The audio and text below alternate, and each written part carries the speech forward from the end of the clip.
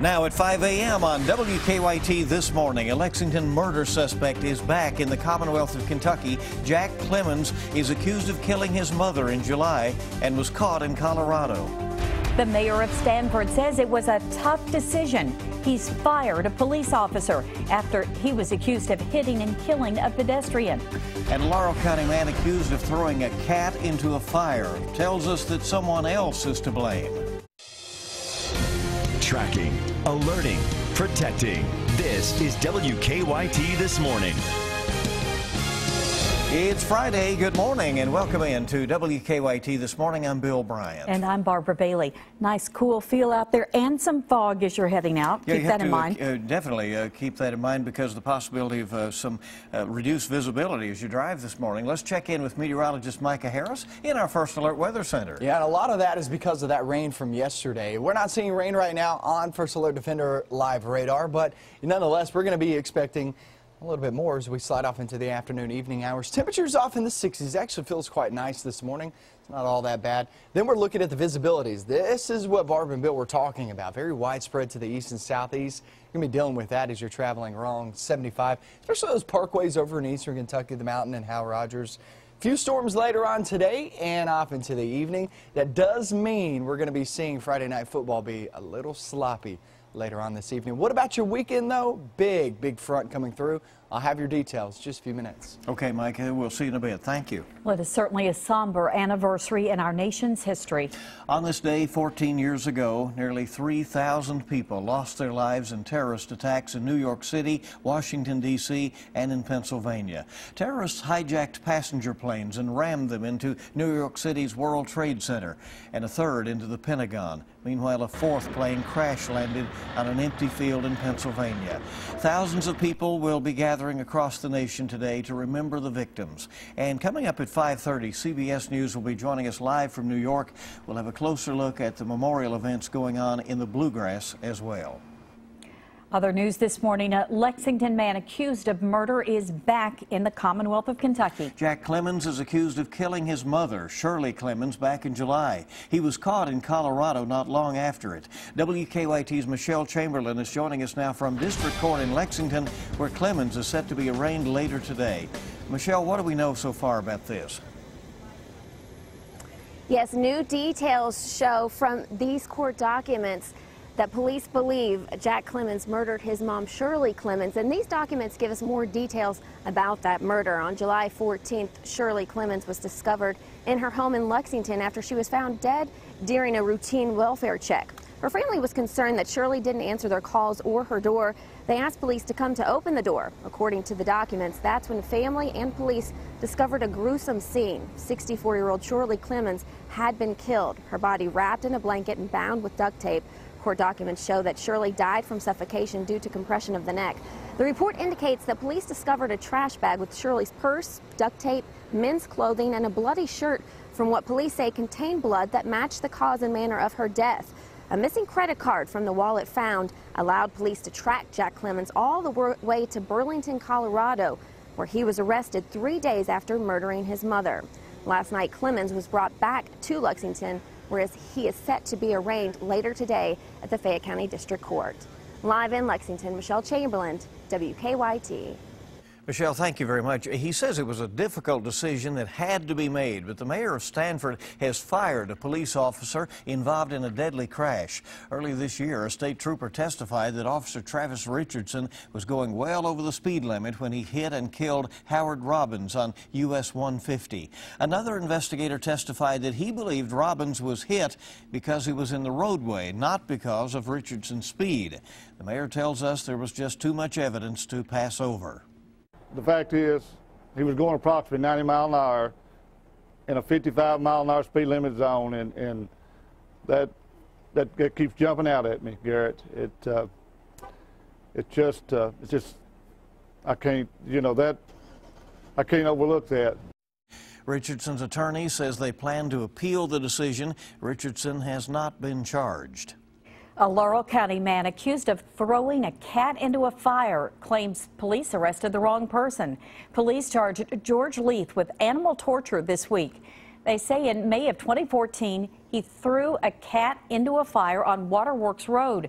When the cat escaped, police say Leith threw it into the fire a second time. But from jail, he claimed a teenager is responsible. He was the one who threw the cat in the fire, but I guess to get out of trouble, it got blamed on me. Last year, police did charge 6 teenagers with a string of arsons in that same area. Leith also told us this is the first time he's ever been arrested, but jail records show recent charges of assault and domestic violence. New details this morning in the case of a former pastor accused of possessing child pornography. The case against former Louisville pastor Stephen Pohl will not go to a grand jury this month as expected. The prosecutor and Pohl's attorneys have agreed to allow more time for the forensic examination of electronics taken from Pohl. The case will be heard by a grand jury sometime before November 4th. State police will receive a nearly $2 million grant to test backlogged rape kits in Kentucky. That grant comes from the Manhattan District Attorney's Office in New York. The state has nearly 900 untested rape kits at the state crime lab. The Manhattan District Attorney's Office is giving out $38 million nationwide for testing. New this morning, people at a senior living center in Louisville had quite the scare after a car crashed into the building. Many there said it sounded like an explosion. Police say the driver only had a learner's permit. They say she crashed into 2 cars and then through a patient's room. Police say the driver told him her foot slipped off the brake and hit the gas pedal. No one was seriously injured in the crash. Experts believe there is a high chance that a small strike could happen as United Auto Workers contracts expire next week. According to the Detroit News, Buckingham Research auto analysts say a strike is most likely to happen at a truck plant. And they think Ford's Louisville assembly plant or its Kentucky truck assembly plant, also in Louisville, are among the most vulnerable for a strike. Analysts believe any strike would be short-term. The UAW will be negotiating with Ford, General Motors, and Chrysler. A GOP candidate breaks the glass ceiling for the next GOP debate. Vice President Joe Biden is talking about whether he will run for the nation's top office. The latest from the campaign trail now from Don Champion at CBS. Vice President Joe Biden says he's not sure he will join the 2016 race for the White House. He sat down with The Late Show's Stephen Colbert last night. I promise you, you have my whole heart, my whole soul, my energy, and my passion to do this. And I'd be lying if I said that I knew I was there. Though he's not in the race, the vice president is gaining ground. He rose 6 points to 26% in a new CNN poll of Democratic voters. Frontrunner Hillary Clinton slipped 10 points to 37%, and Vermont Senator Bernie Sanders remained steady with 26%. Clinton went on the offensive against the GOP during a campaign stop in Wisconsin Thursday. They're pretty much the same. They're all Trump without the pizzazz or the hair. Trump will take center stage at next week's GOP debate in California, where he'll come face-to-face with Carly Fiorina. Trump said of Fiorina in Rolling Stone magazine, quote, "Look at that face. Would anyone vote for that?" He backed off that remark Thursday night on Fox News. We're really talking about not a physical thing. We're talking about the persona. Fiorina broke into a top-tier debate appearance based on her rising poll numbers. Don Champion, CBS News. And the next GOP presidential debate will be Wednesday, September 16th at the Reagan Presidential Library in Simi Valley, California. And like the last one, there will actually be 2 debates. The top 10 candidates overall, plus Fiorina, will be appearing in the prime time debate. And the remaining 5 candidates will appear in a debate earlier at 6 p.m. UK police have arrested a man for a series of thefts around campus. Police say Akeem Johnson stole 5 bicycles. UK police say 7 mopeds were stolen on campus in July and August, and they think Johnson is behind some of those thefts as well. Police say they're looking to add some secure racks designed for mopeds or scooters to prevent more thefts. Well, it's good to have you along. WKYT this morning on the air with the latest on your Friday. Well, it's a major milestone for this breakfast establishment. We'll tell you how many waffles have been sold at Waffle House after the weather. And for those of you who think a picture is worth 1,000 words, Apple is releasing some new emojis.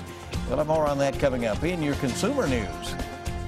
Seeing 60s outside this morning. You know what? For the weekend, we may even drop that by 10 to 20 degrees. I'll have that coming up next.